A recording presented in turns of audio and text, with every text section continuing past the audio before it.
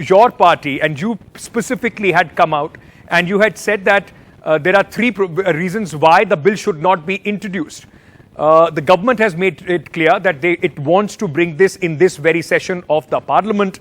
Why does the Aadmi party now think that this ordinance should not be converted into the bill and that should be presented in the parliament, Raghav? Look, Ankit, this bill should not be introduced because the introduction of this bill is legally impermissible because of three reasons. And now I'll add a fourth reason also. Three reasons are as follows. Point number one, you cannot change a Supreme Court judgment without changing the basis of the judgment. Merely because you have brought in an ordinance doesn't mean that the Supreme Court judgment can be overturned. To overturn it, you have to change the basis, but the government hasn't changed the basis. Number one. Number two, you can only make laws to give effect to the articles of the Constitution. You cannot bring in laws that substantively change the sense of the articles of the Constitution, which the government is attempting to do through this legislation. Point number three, the matter is sub judice. The matter is pending before court. Why can't the government wait for the outcome of the Supreme Court's Constitution Constitution bench to decide the constitutional validity of this ordinance or the bill? And point four, and most importantly now, that once you have a no confidence motion admitted by the Lok Sabha Speaker, no business is permitted to be transacted after the admission of this no confidence motion until the no confidence motion is set aside and disposed of. Okay. And that has been the parliamentary precedent all throughout.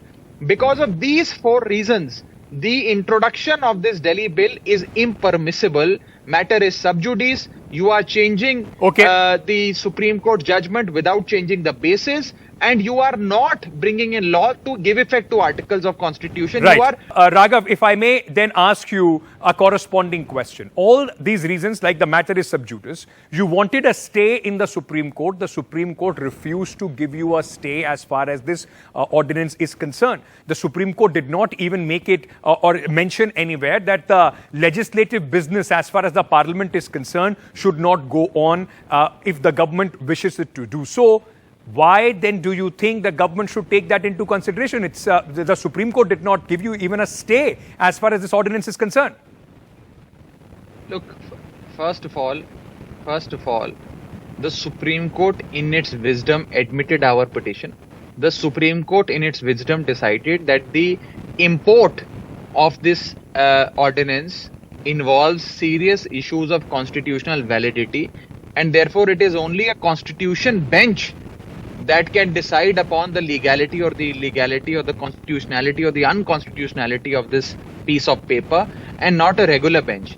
For that, they have set up a constitution bench. We will go plead this matter after the constitution bench commences its hearing. This doesn't mean that an interim relief has not been granted. It only means that they have set up another bench to look into this matter because this matter is of constitutional import. So it would be improper for us to, arrive at a conclusion that Supreme Court has not given us interim relief. Number one. Number two, in two successive rounds, the Constitution bench judgments of the Supreme Court in 2018 and in 2023 has held that all powers pertaining to services, transfer posting of officers, allocation of work to officers, disciplinary proceedings against officers, all this is the exclusive domain of the Chief Minister.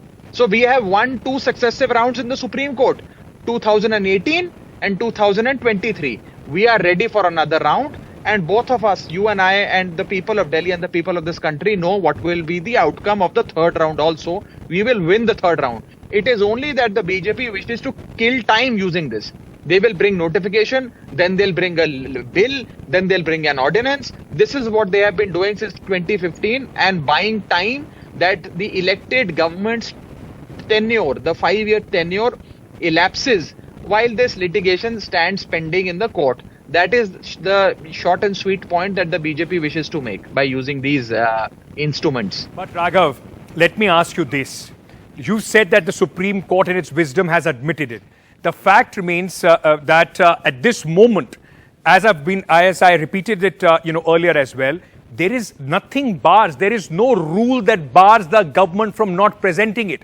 By calling all these measures, the BJP says the Aam Aadmi Party more or less has conceded defeat. They know when it's tabled both in Lok Sabha and Rajya Sabha, Lok Sabha of course because the BJP has a brute majority, and in Rajya Sabha, you're trying to cobble up support in favor of your cause, you will lose. And that's the fear which is making you go ahead and make these excuses. Look, numbers. What will be the numbers in the Lok Sabha, what will be the numbers in the Rajya Sabha is a discussion worth happening when the bill is presented. Who votes in favor and who votes against the bill, we will know once the bill is presented and when political parties issue whip in accordance with their core beliefs. However, simply because the bill is unconstitutional and there is a per se restriction on the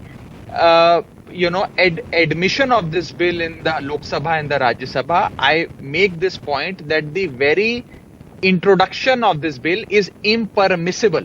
However, if the BJP still wishes to introduce this bill, wishes to debate this bill, wishes to put this bill through a vote, in the Rajya Sabha, the numbers are not with the BJP, numbers are stacked up against the BJP, unless, of course, there are political parties that switch sides.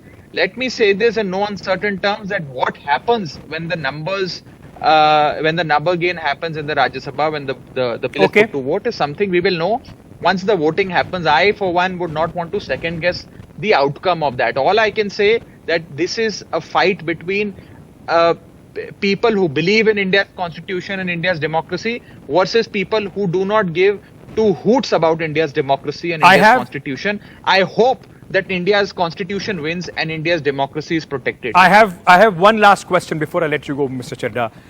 You said that it is for people, those who believe in the Indian democracy, the constitution, the whole concept of federalism.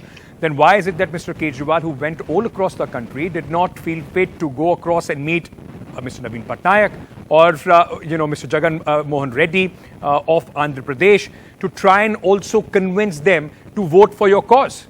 Have you already thought that these are the people, those who are going to vote for the BJP? Is that the reason why? Look, first of all, who we have met, how we have met, what conversations happened, what will be the outcome of this is something which will be known once the bill is presented. However, I, through you, Ankit, and through this widely watched news channel, appeal to not just BJD or YSR. I appeal to every member of the BJP that this is a dharm yudh. Dharm is with us, adharm is with BJP. In this dharm yudh, support us. Dharm should win and adharm should lose. I recall a very famous incident in Mahabharata. Before the Mahabharat began, the famous war began, in the middle of Kurukshetra, Yudhishthir, the eldest of the Pandavas, made a passionate appeal. Right. And he said that this is a dharm yudh.